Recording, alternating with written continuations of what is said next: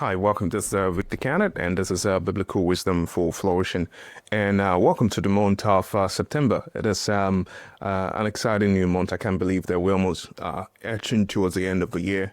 But today I want to start our conversation on a topic that I think is very important, and move on to a different theme.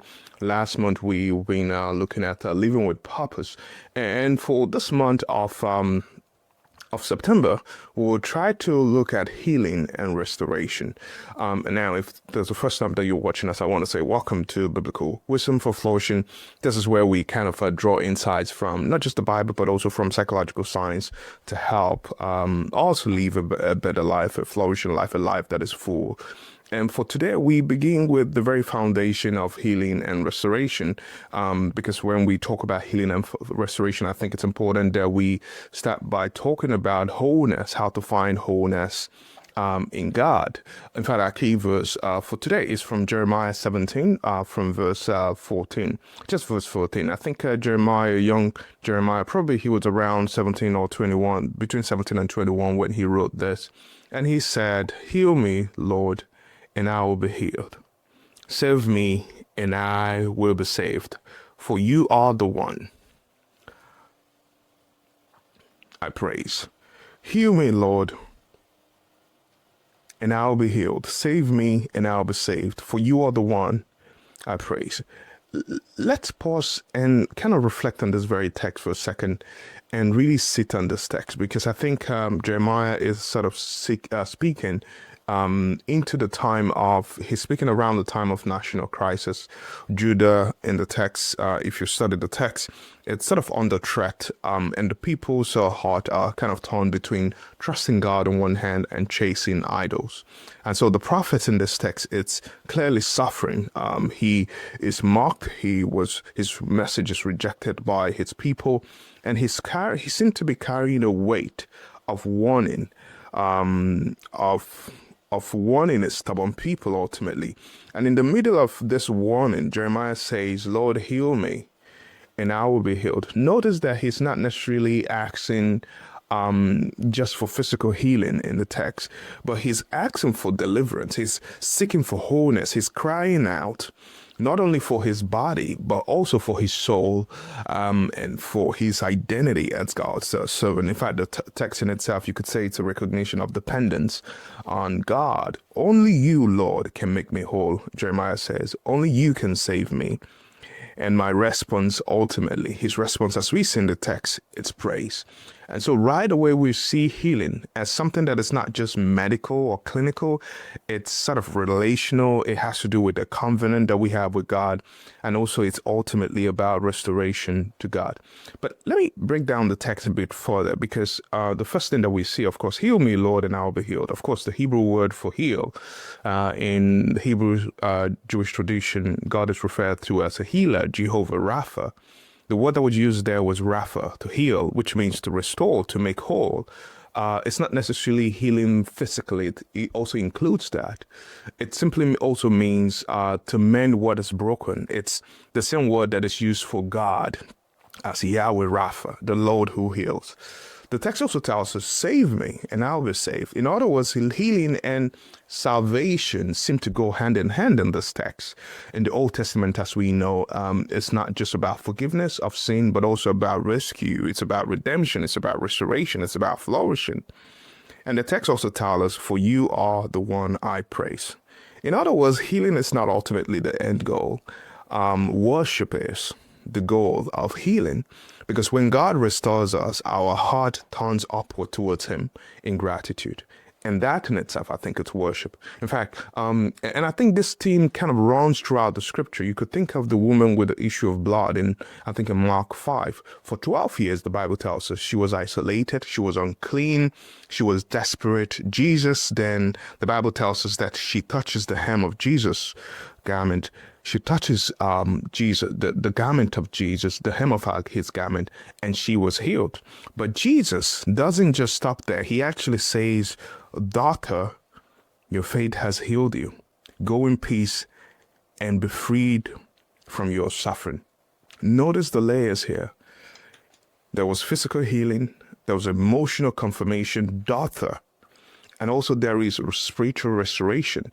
Go in peace. In other words, she's not just cured, but ultimately she was made whole in the context of that text or story. Now, I think also psychological science also mirror this biblical vision of holistic healing or even wholeness. One book that I would recommend, it's not a psychological book, but a theological engagement to health. It's actually by my friend Tyler Vanderville, which I think it came out last week, and the book won a Dallas Willard Award, I think last week or so. And I think it's an important book, A Theology of Health by Tyler Vanderville. It's published by Notre Dame University Press. A great book that I would recommend as we start. If you think about what healing is or wholeness is in the context of flourishing, that's a good resource. In fact, you could even talk about the mind-body dualism or mind-body connection, because a major work or emphasis in psychological science is the fact that mindfulness and meditation programs, ultimately, they oftentimes reduce anxiety and even depressive symptoms. And so those practices, the reason why that's important, because those practices that engage the spirit, that engage the soul, that anchor us beyond what is in the now, the physical, actually research show that it actually calms the mind. And when it does that, it ultimately or literally really heals the body. Even some work that I've also done in religious coping and some of the work by Ken Pagament on religious coping shows that positive religious coping, things like trusting God or seeing pain as meaningful, ultimately predicts better recovery and resilience and even higher levels of well-being. And I've done a number of studies used on religious coping and published extensively on the topic. And the result is still very much consistent. That religious coping is an important religious resource, a psycho-spiritual resource, protective resource that ultimately help people recover from loss, help people to build resilience, help people to sustain their well-being. In fact, negative religious coping, on the other hand, things like seeing God as punishing one or abandoning one ultimately predicts what's outcomes. You could also say the same thing in some work on community and flourishing.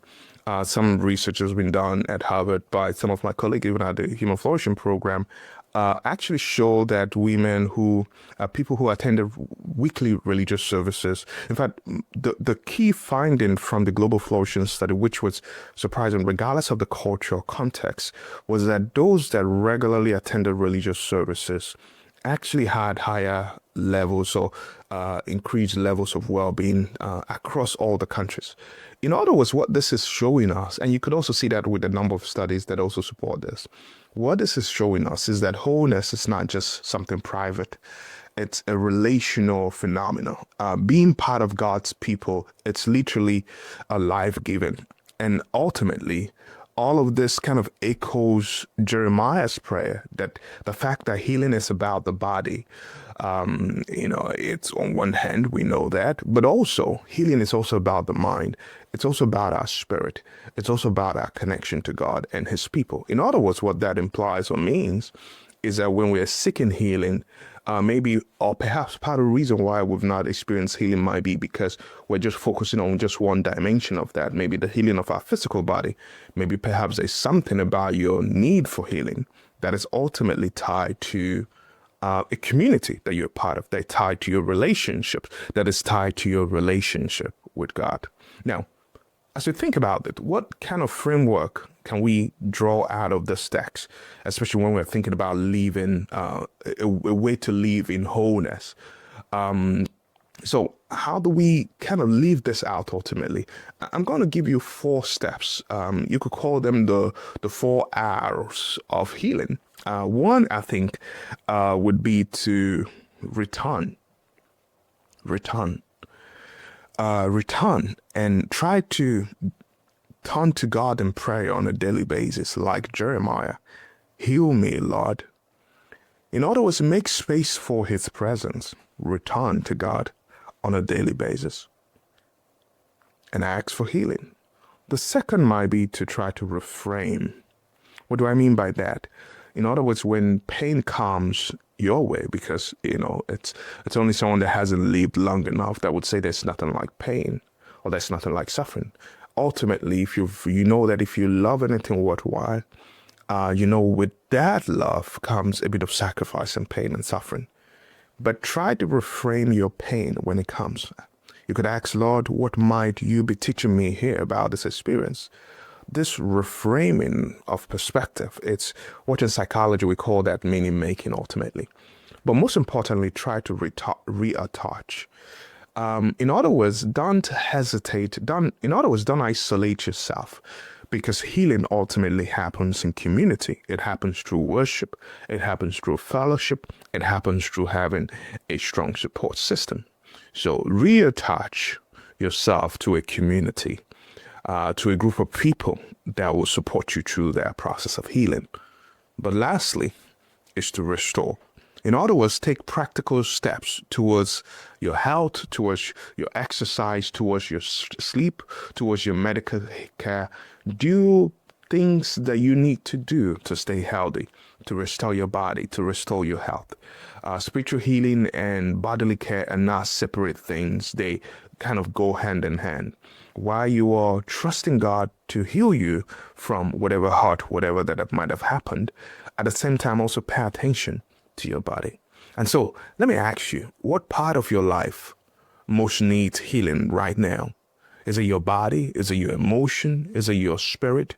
What would it take or look like this week to return, to reframe, to reattach, and also most importantly, to restore? And as you think about this and ponder about what this might look like, I invite you to a time of prayer as we end this session. Let's pray. Lord, you are Yahweh Rapha. You're the God that heals us. And so today, Lord, we pray that you bring our broken places to you. Heal our bodies. Renew our minds. Restore our spirits. Help us, Lord, as we start this journey of returning, reframing, reattaching, and restoring whatever that's been lost. We pray that you teach us to walk in wholeness today and this week and for the rest of our life, so that our lives may turn back to praise. In Jesus' name, amen. If you've been blessed by this, I hope that you can continue to be part of this community. And if you've not subscribed, make sure you do so. And I look forward to continuing our time together in this series on biblical wisdom for flourishing. Take care and see you later. Bye.